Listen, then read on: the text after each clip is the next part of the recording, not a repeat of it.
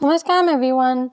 Recently I had a chance to visit the Samadhi of Nisargadatta Maharaj. This is in Dahisar in a suburb of Mumbai. And I had the opportunity of interviewing Vijay Maharaj over there, who is the Guru Maharaj, and he also conducts the discourses in all of their meetings. It was a fascinating interaction. I was, however, completely overwhelmed. The questions and all, I felt I could have done a better job, but you know how it is when you go to these powerful spiritual spaces, you can't always choose how you are over there and how the sequence of events will take place. I landed up there fully overwhelmed. I was also late because Dahisar was so far away. Internally, there were many personal matters that are associated for me with this Nisargadatta Maharaj lineage. And so that was also a personal situation for me. But anyway, this was the interview I took of Vijay Maharaj.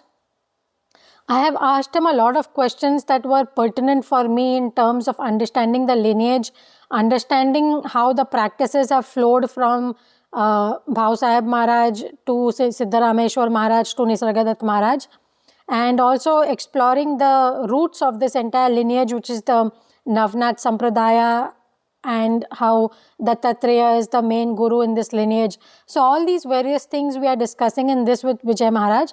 The interview happened in Hindi. My Hindi is not that great, but I have put English subtitles. So I hope all of y'all will find this interview useful. Very quickly, I just want to say two things. One is that if you don't know anything about the Nisargadatta Maharaj lineage or the Inchagiri lineage, then I suggest you read my blog on it, which I have put in the description. In that blog, I have very clearly listed out what is this lineage of Nisargadatta Maharaj, which is known as the Nimbargi Sampradaya or Inchagiri Sampradaya. Secondly, I am helping some people with their pilgrimage trip to all of these spots related to Nisargadatta Maharaj and the Inchagiri Sampradaya. So if you are interested in it, then feel free to contact me. The details are in the description.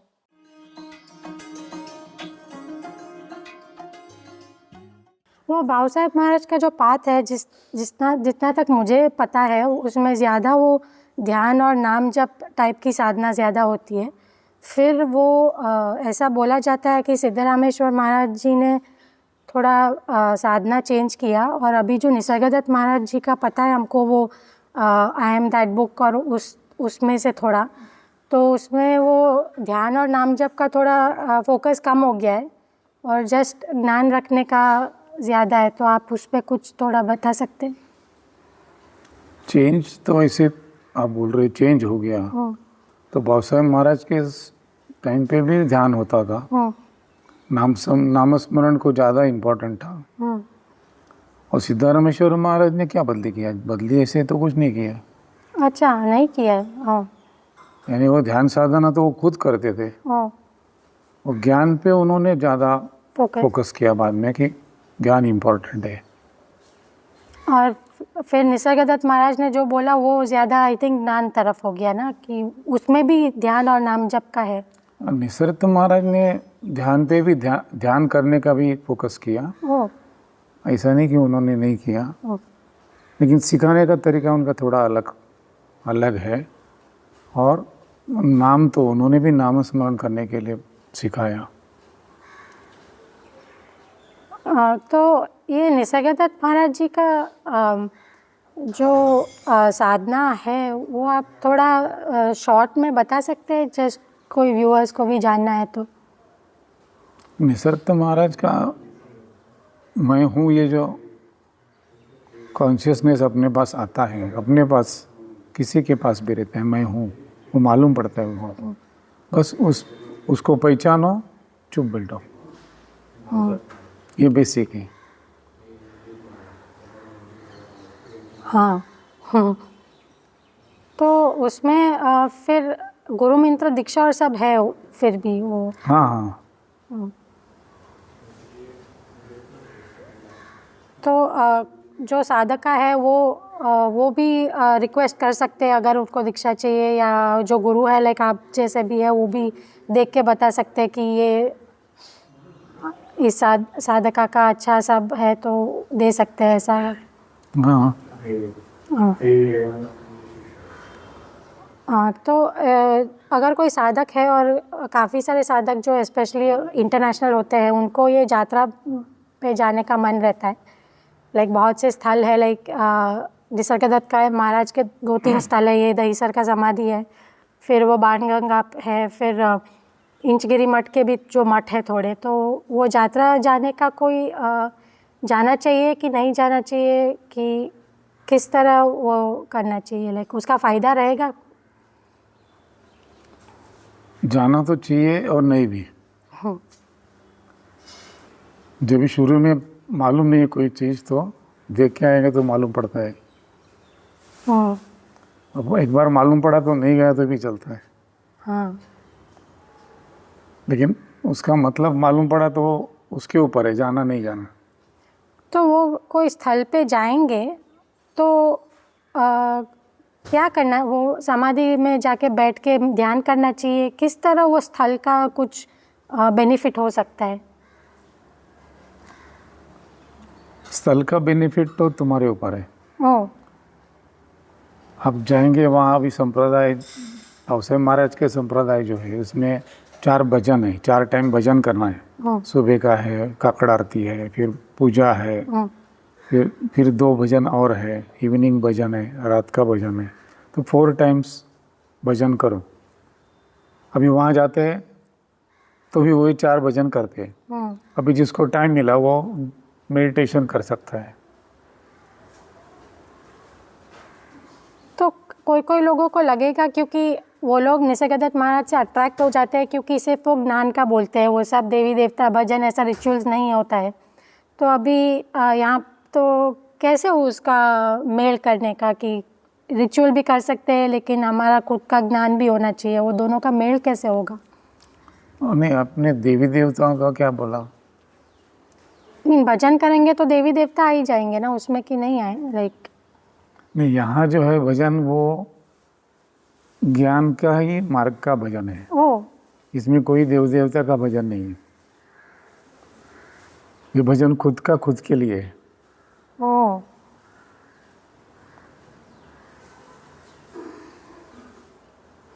तो ये जो ये path है जो निम्बर्गी संप्रदाय बोलते हैं उनको, वो रेवानाथ से आया है ऐसा बोला है, लाइक जो मैंने पढ़ा है जब तक।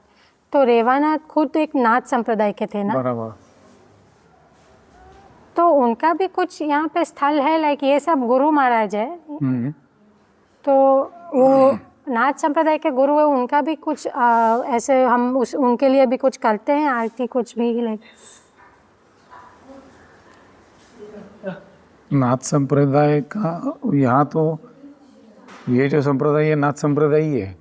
ओ, तो नाथ संप्रदाय में तो वैसे देव देवता बहुत है ना, उनका कुछ शिव मंदिर भी होते हैं। नाथ संप्रदाय में शुरुआत जो हुई वो बेसिकली दत्तात्रेय जो है ओ, हाँ, वो उनके फिर गुरु थे, हाँ, अपने शिष्य थे, सॉरी। हाँ, रेवानाथ उनके शिष्य थे। नवनाथ करके 9 शिष्य थे। नवनाथ, ओ, नवनाथ में से और रेवणनाथ एक रेवण सिद्ध करके वहाँ से ये मार्ग चालू हो गया। हाँ, वहाँ से फिर काड़ सिद्धेश्वर है, गुरलिंगलिंगम महाराज है, फिर ये नीचे आया भावसे महाराज है, फिर ऐसे लीनियज ऐसा है, सिद्धरामेश्वर महाराज, निसर्गदत्त महाराज। तो हम गुरु दत्तात्रेय को भी हाँ, एज द गुरु मेन जो उनसे आया है। हाँ। तो ये काज सिद्धेश्वर मठ भी जाएंगे तो कोल्हापुर, हाँ, तो अच्छा रहेगा, लाइक वहाँ कैसा है? वहाँ पे भी ऐसा ही साधना? यही भजन है, यही भजन है, सेम भजन भावसाहेब महाराज ने तभी किया था शुरू, तो वही भजन सब करते हैं। निम्बर्गी जाओ तो भी यही भजन करें। ओ, तो ये काफ़ी बड़ी चीज़ है ना, क्योंकि वो काज सिद्धेश्वर मठ तो एकदम जो पुराना मठ था और उन्होंने रामेश्वर महाराज को अपना लिया, वो मुझे लगा काफ़ी बड़ी चीज़ हुई थी, क्योंकि जनरली वो जो मठ होते हैं वो they don't want to go outside. तो आपको कैसा लगता? नहीं, आउटसाइड का मतलब नहीं समझा मैं। मीन मठ के जो वो परंपरा होगी मठ की, जनरली same। वो वही फॉलो करते रहेंगे। वही है, उधर भी वही है। लेकिन वो तो अलग परंपरा थी ना, काशी विश्वनाथ मठ की। नहीं, वो सेम है, सेम ही गिनी जाती है। सेम। ओह अच्छा, मुझे पता नहीं था। तो ये जो सब इंचगिरी संप्रदाय के अलग अलग मठ है, तो वो अलग अलग मठ के अच्छा वो एकदम सेम तरीके से सब फॉलो हो रहा है, सेम और सब कुछ अच्छा सारी भजन सेम करते हैं। ओह, क्योंकि मैंने पढ़ा था कि सब अलग अलग शिष्य ने लिया है, कोई कोई अलग शिष्य के नीचे सब चल रहा है, तो मुझे लगा थोड़ा चेंज हो गया होगा। नहीं। आप आपका थोड़ा अनुभव शेयर कर सकते हैं? आपने निसर्गदत्त महाराज से थोड़ा टाइम स्पेंड किया होगा ना, तो हाँ, बहुत सारा। तो थोड़ा कुछ शेयर कीजिए ना। अभी वो तभी तो शेयर, अभी क्या करूँ, अभी तभी तो 20 साल का उम्र था, तभी 21 साल का महाराज के पास जब गया, तो उनका जो सिखाने का तरीका है वो ऑल टुगेदर डिफरेंट है। नॉर्मल अंडरस्टैंडिंग में नहीं जाता है वो।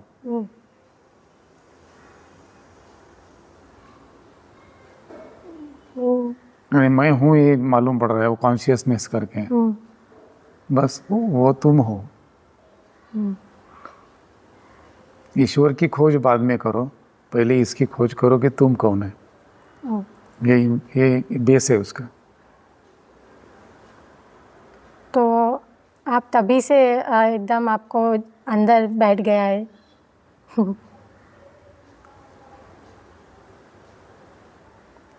फिर अभी ये जो कम्युनिटी है आजू बाजू, उसका थोड़ा बताएंगे किस तरह का कम्युनिटी है? कुछ इवेंट्स होता है ऐसा? संप्रदाय के जो प्रोग्राम है वो सेम प्रोग्राम, महाराज की जयंती है, पुण्यतिथि है, फिर गुरु पूर्णिमा है, या जैसे दत्त जयंती आया उस दिन का प्रोग्राम है, तो सेम भजन वही करते हैं। रोज का कुछ अलग नहीं रहता है, ये प्रोग्राम में कुछ अलग, वो प्रोग्राम में कुछ अलग, ऐसा कुछ नहीं है। खाली प्रवचन होता है वही, बस उसमें थोड़ा कुछ जानकारी थोड़ा अलग थोड़ा आया तो। अच्छा, ग्रेट। मुझे आपसे ही बात करते ही पता चला कि इतना एकजुट है। मैंने जब ऑनलाइन रिसर्च किया था सब अलग अलग मुझे ऐसा भास हुआ, पर आपने अच्छा बताया कि सब एक जैसा है, सब एक ही है। सब एक ही है। ग्रेट। और ये जो ग्रंथ है ना, दासबोध ग्रंथ है। ओके, हाँ। ये समर्थ रामदास स्वामी करके जो सज्जन लड़के हैं, मालूम है आपको? समर्थ रामदास स्वामी? नहीं, मैंने नहीं सुना है। अच्छा, तो उन्होंने ये ग्रंथ जो वो टाइम पे लिखा था, वही ग्रंथ भाऊ साहब महाराज ने आगे चलाया, ये गुरु ग्रंथ करके। ओके। तो सब जगह यही पढ़ते, पहले सुबह पूजा करते, सभी जगह यही पढ़ते। और उसमें किस तरह का सारे सब डे टू डे जीवन के रिलेटेड या आध्यात्म रिलेटेड? इसमें इस ग्रंथ में? हाँ, ये दासबोध ग्रंथ में सब ऑल टुगेदर है, एवरीथिंग इज कवर्ड। कोई क्वेश्चन बाकी नहीं है उसमें। गुरु गीता, हंस गीता, सबका सार है उसमें। और उनका एक्सपीरियंस भी है उसमें।